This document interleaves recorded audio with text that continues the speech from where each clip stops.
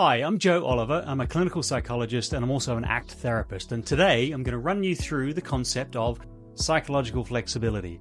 I've always been fascinated in people who overcome adversity or achieve greatly or make huge contributions to their community. And I always wonder, how do they do it? Do they have like special grit or perseverance or some unique personality factors? Do they regularly take their vitamins or, I don't know, good old-fashioned DNA? But the data increasingly points to another variable that's really important, like super important.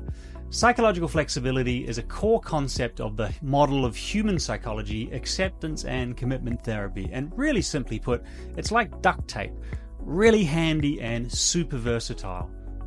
And it's your ability to adapt and respond effectively to the ever-changing circumstances that life hurls at you, both in the external world, but really crucially in the internal world with our thoughts and our emotions and our feelings, memories, and sensations.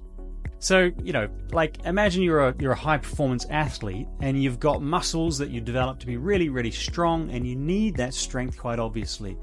But also, high-performance athletes need to be supple and flexible so they can respond to all the various demands. And if they aren't both strong and supple, then they're certainly going to encounter an injury at some point soon. And it's a little bit the same for our internal world.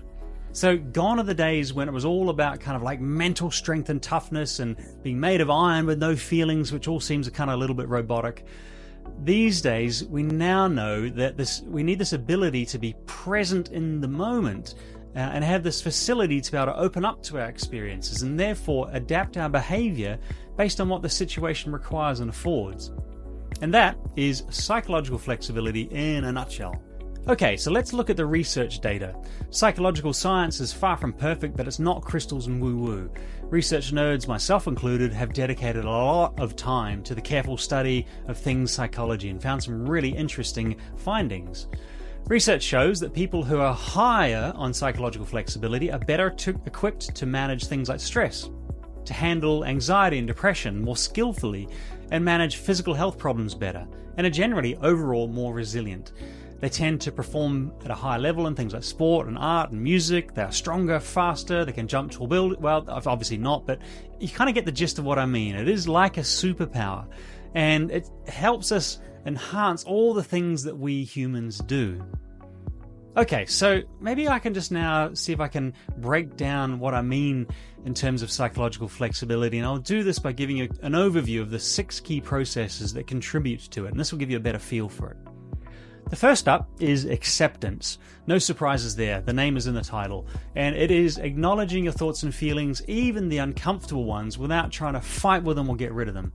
It's really super important to say this is not giving up, this is not resignation. It's a willingness to have the stuff that's already there without fighting and trying to get rid of it unnecessarily, in order that we can do the important things in life. So that's a good definition of acceptance. The second piece, the second component, is cognitive diffusion.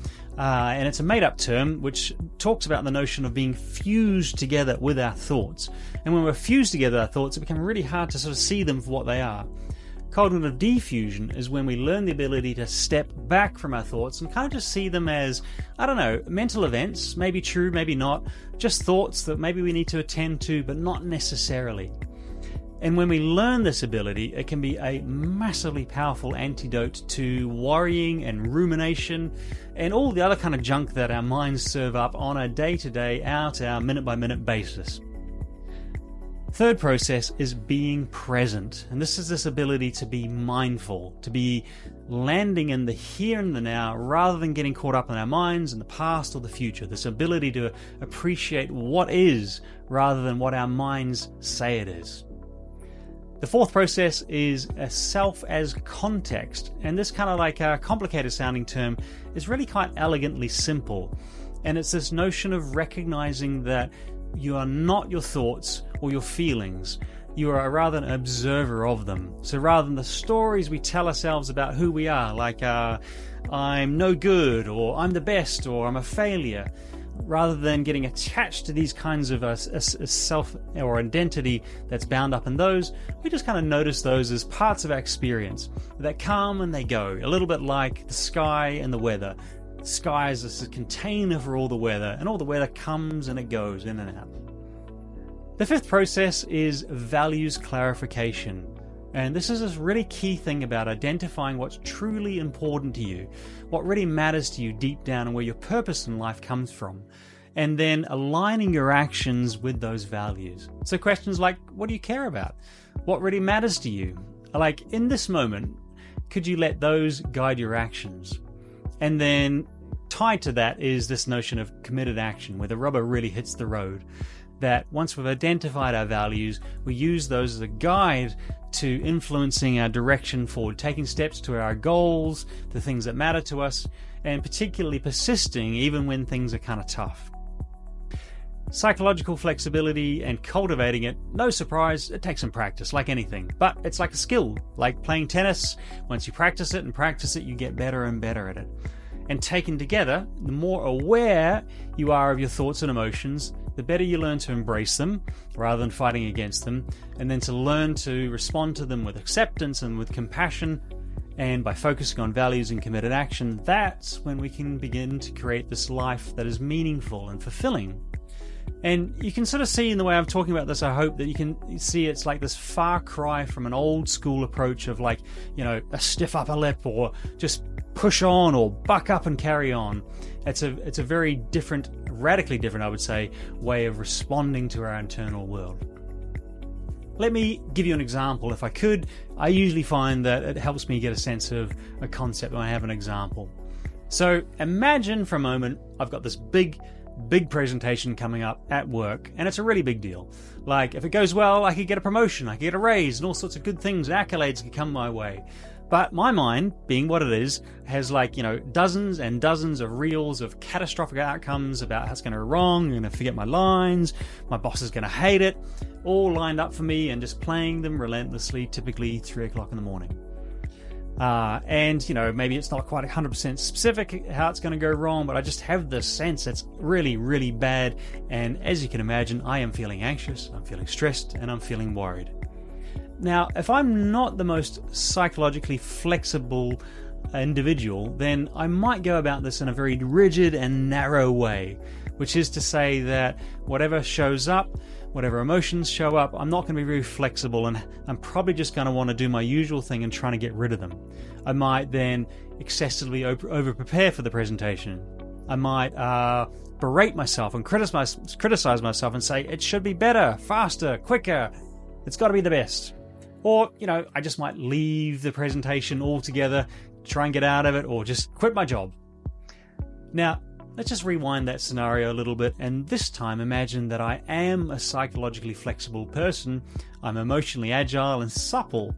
And in this instance, same anxiety shows up. It's a big deal. I care.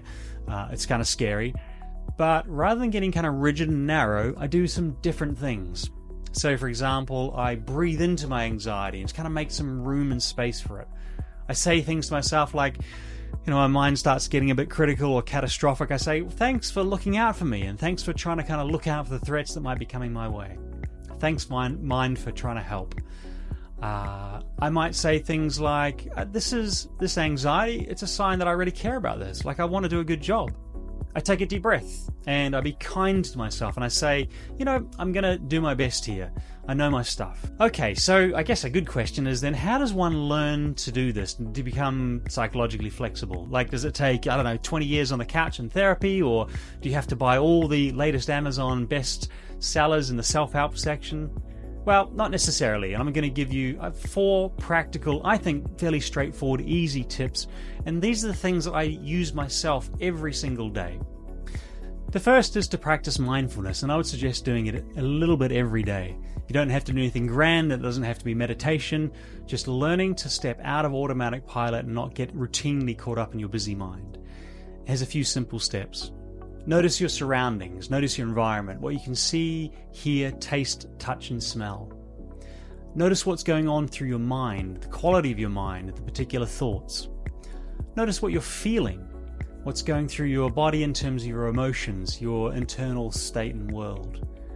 And lastly, notice your body. Take a deep breath in and feel the expansion of your chest and rib cage and the contraction as you take that deep breath. And that's all. just practicing that once a day can make an enormous difference. The second thing I would suggest is get skilled at catching your mind at work. Most of us have around 6,000 thoughts a day, and it's fair to say probably a large proportion of those are kind of junky.